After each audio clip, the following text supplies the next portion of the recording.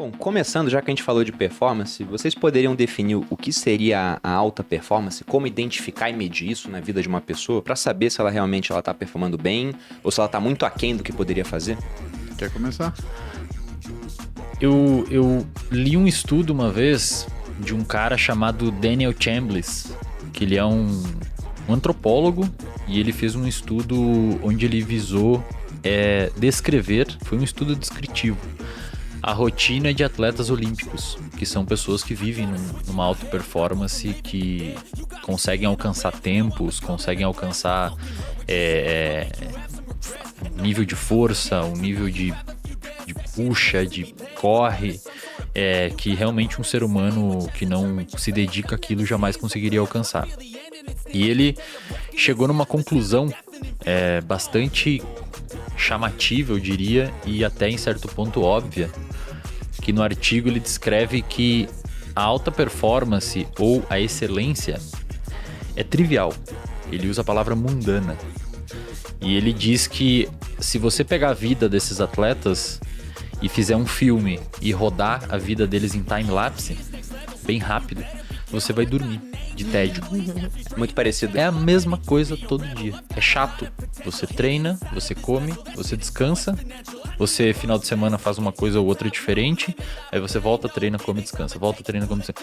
Então ele conclui com uma frase bem impactante que depois que eu li, e até de certa forma o Muzi tem uma bio no Instagram dele que acho que traduz isso também. Ele fala que a excelência nada mais é do que o amontoado de comportamentos que isoladamente nada tem de extraordinário ao longo do tempo.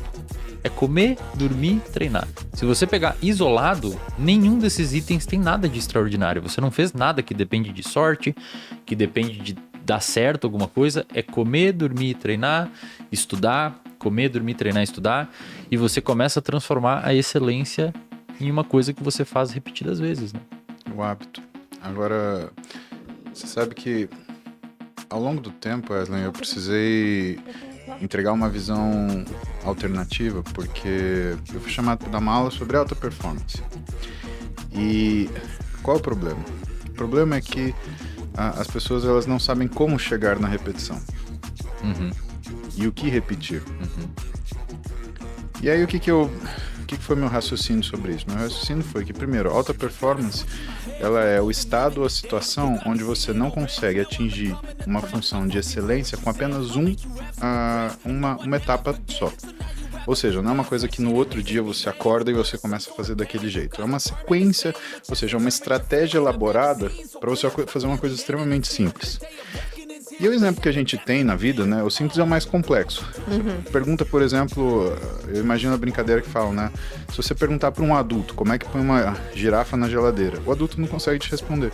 Se você perguntar para uma criança, ele vai falar assim: abre a porta da geladeira, põe a girafa e fecha a geladeira. Se você virar para o adulto e perguntar como é que põe um elefante na geladeira, o adulto ele vira as costas. Se você perguntar para a criança, ela vai falar: abre a geladeira, tira a girafa, põe um elefante, fecha a geladeira. A questão é, o óbvio é o mais difícil. E o óbvio só é óbvio para nós porque a gente olhou muitas coisas. E isso é uma das coisas que a gente tenta conversar com as pessoas, e a rede social tem essa função, pelo menos pra gente, em relação ao que é essa capilarização da rede digital, para trazer esse óbvio, o óbvio ululante, né? Como algumas pessoas ainda gostam desse termo, porque ele tá tão escondido entre sequências e pessoas que falam de dificuldades para vender facilidades, que, sabe, fica tudo muito por trás de um véu de interesse, onde você, né, às vezes tem que fazer um movimento contra a corrente para falar: calma, não é nada disso, é só isso aqui, né? Lembra? Abre a porta da geladeira, coloca a girafa e fecha, pronto. Tem eu costumo dizer assim que você atingir um certo grau de performance na leitura, nos estudos, no treino, na dieta, no profissional, é uma coisa que tá exatamente isso, cara. É uma coisa que tá na sua frente, palpável, fácil de enxergar, só que pelo fato de ser tão simples, muitas vezes você ignora aquilo e acha que não é daquele jeito. Porque por vezes você quer um resultado mais rápido, ou você atribui ao fato da simplicidade uma incapacidade de gerar um desfecho produtivo para você. Quando um paciente chega, quando eu falo com alguém nas minhas aulas e tudo mais, eu pergunto, cara, como que eu aprendo mais? Como que eu faço? O que que eu tenho que fazer? O que que eu tenho que tomar? Geralmente isso, cara, a pergunta. O que que eu tenho que tomar para conseguir aprender mais? Eu falo, cara, você tem que... Aí você quer, tipo, a fórmula mágica, você né? tem que dormir bem, você tem que ter um alerta, você tem que ter uma boa capacidade de uma boa alimentação para pelo menos dar os nutrientes suficientes para o seu corpo. Você tem que estar organizado, porque a desorganização é mãe da procrastinação. Se você é uma pessoa desorganizada, vai ter mais chance de você procrastinar. Só que quando você fala isso para as pessoas elas têm uma tendência de achar que que elas já tentaram fazer aquilo. E na verdade, quando você for olhar, elas não tentaram, ou tentaram por 2, 3 dias, e isso não é tentar. Você nem deu tempo de conseguir que o seu corpo automatizasse alguma coisa ou outra. E as pessoas, muitas vezes, elas negligenciam o óbvio e tentam ir sempre para um lado mais elaborado, que acaba eventualmente caindo em psicoestimulantes, psicofármacos, estratégias mirabolantes de leituras de 200 páginas em 4 minutos, 5 minutos. Que pegar atalhos, né? Cara, não funciona, cara. Além de ser o oposto da performance, né? Porque a performance é você conseguir fazer e conseguir ter o resultado. Imagina o seguinte, performance é ter um carro que chega a 300 por hora. Se ele fizer curva, não é performance, é suicídio. Então, dentro daquilo que a gente reconhece como performance, não existe só o conceito do fazer, existe o conceito do ganhar o benefício fazendo isso. E o benefício proporcional, né? A gente pega, por exemplo, tem muitas pessoas que elas travam guerras pírricas diariamente, né? Lembrando pra galera, né? Por que a gente chama de guerra pírrica, né? Porque Pirrocéfiros foi um general que ele, para conseguir ganhar uma guerra, ele dizimou o exército dele, acabou com o exército dele. Então ele ganhou a guerra, mas ele acabou com o exército dele e ele ficou completamente indefeso depois disso. O que a gente vê as pessoas hoje? Para elas conseguirem fazer aquilo que elas acham que elas devem fazer, no intuito de obter aquilo que elas desejam, elas acabam com todos os seus recursos. Elas querem ficar acordadas 18 horas por dia. Elas querem, como é que eu consigo sobreviver dormindo 4 horas por dia? Ora, a gente fez isso, mas isso é uma extrema necessidade, não por vontade. E eu chamo a atenção para isso porque é um experimento muito simples. É você pegar o seu final de semana e ponderar o quanto você odeia segunda-feira. O quanto você odeia segunda-feira, ele está exatamente proporcional ao quanto você tem um final de semana desregulado. Ah, não, eu tenho a pessoa ela tem aquela agonia que aí sexta-feira tem que sair, tem que voltar às 3 da manhã pra casa, aí faz um after, aí o pessoal vai embora às 10 da manhã, aí dorme o dia inteiro, aí sábado sai à meia-noite, volta pra casa meio-dia do dia seguinte. Lógico que você vai odiar segunda-feira, você tá acabado, né? E se você não presta atenção nisso, você escuta coisas como, por exemplo, você tem aqui um psicólogo falando pra você precisa dormir, você precisa comer.